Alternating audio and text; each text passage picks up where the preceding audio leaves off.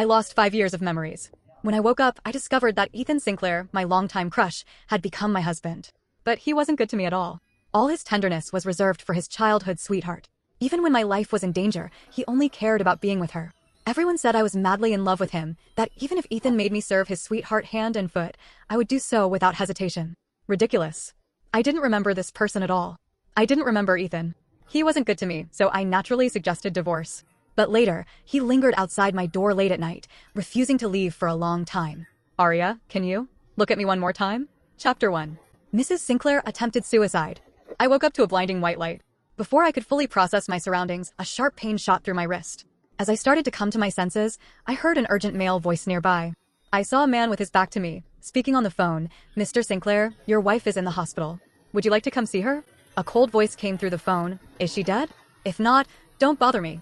The call ended abruptly. The man sighed heavily and turned around, startled to see me awake. After a moment, he approached me. Mrs. Sinclair, you're awake? Mrs. Sinclair? I looked at him in confusion. Are you talking to me? You don't recognize me? The man's expression changed. I'm Zach, Mr. Sinclair's assistant. Who's Mr. Sinclair? Zach frowned, his patience clearly wearing thin. Mrs. Sinclair, Mr. Sinclair is very busy with work right now. Your suicide attempt won't get his attention, and pretending to have amnesia certainly won't either. Give it up, he's not coming to see you. I was even more bewildered, not understanding what he was talking about.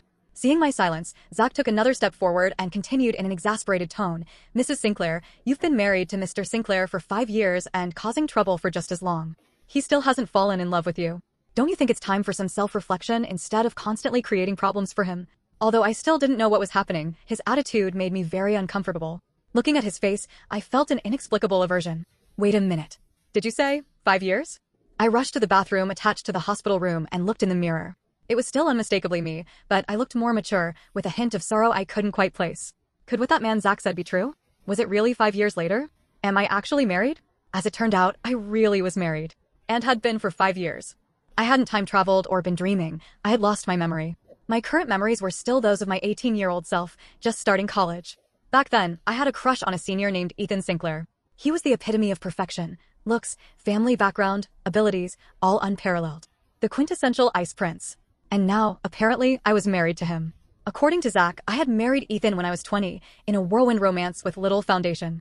I was still in college then, so we only registered the marriage without a ceremony.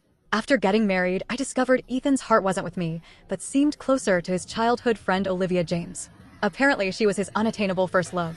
Unloved, I started acting out in our marriage.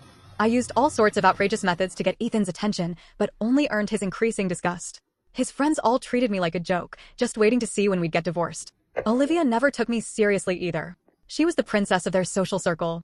My hysterical antics just made me look like a clown in their eyes. Finally, I used suicide to threaten Ethan, demanding he cut off all contact with Olivia.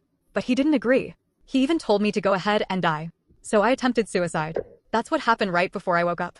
It all seemed so surreal to me. Suicide for love? That didn't seem like something I'd ever do. By the time I pieced this all together, I was already in the master bedroom of our marital home. The doctor said I was fine, so Zach had brought me straight back, warning me not to cause any more trouble before he left. Looking at the massive mansion before me, I no longer had any desire to make a scene. I was completely overwhelmed by the sheer opulence. Just the walk-in closet alone was bigger than my old apartment. As I was taking in the grandeur of mine and Ethan's bedroom, I heard movement at the door. I whipped around to find myself face to face with Ethan Sinclair, his expression cold and stern. Chapter 2. Even though I knew Ethan and I had been married for 5 years, this was still the first time I'd seen him up close from my perspective. I had to admit, there was a reason he'd been my teenage crush. Just having that face in front of me improved my mood considerably. Even with his cold expression, I didn't find him particularly off-putting. Seeing that I didn't speak, he frowned slightly. Arya, what are you up to now? As he spoke, he strode into the closet, passing right by me without pausing. He selected a robe and came back out. I turned to look at him. Up to. From the time he suddenly came home until now, I hadn't said a word. How was I up to something? Ethan's dark eyes glanced at me. Haven't you always thrown yourself at me the moment I get home? Changing tactics now. I was a bit shocked. Had I really been so forward after marrying Ethan? But I kept my face neutral, only saying flatly, oh, that won't happen anymore. I had expected Ethan to be relieved. But instead, his brow furrowed even more, his tone growing increasingly impatient as he looked at me. I've been very busy with work lately. I don't have time to indulge your dramatics. I stayed silent. Seeing this, Ethan's gaze suddenly turned cold. Arya, stop trying to do anything to Olivia. She hasn't done anything wrong. Even if you threaten suicide again, it won't work. I was taken aback, my emotions complicated. Zach had already told me most of what had happened between Ethan and me. Basically, I loved Ethan, Ethan loved Olivia, and I was the clown in this love triangle who could only constantly cause trouble for Olivia, earning more and more of Ethan's disgust.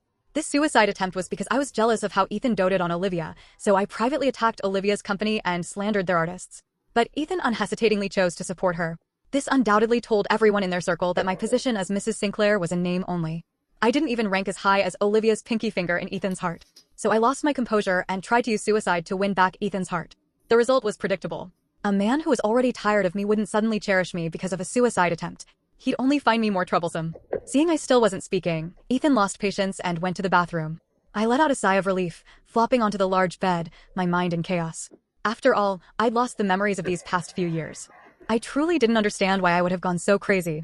My 18-year-old self had always looked down on people who lost themselves in relationships. Now I had apparently become the very thing I despised, ready to die for a man. I never imagined I'd see such a day. I was lost in thought, not yet sure how to handle my current situation, when the blanket beside me was lifted and a tall, firm body lay down next to me. The sudden warmth startled me. I turned my head to see Ethan looking at me with those pitch-black eyes, his usual cold indifference now tinged with a hint of suppressed intensity. I stammered. What are you doing? Though I had lost my memories, based on what I knew, Ethan and I should have a pretty bad relationship, right? We were probably even sleeping in separate beds. So why was he so naturally lying down next to me? Ethan seemed not to notice my panic. He wrapped an arm around my waist, pulling me into his embrace without a word. Then he pressed me beneath him, his calloused fingers expertly finding my most sensitive spots, igniting unfamiliar sensations. Ethan. I couldn't help crying out his name. Don't touch me.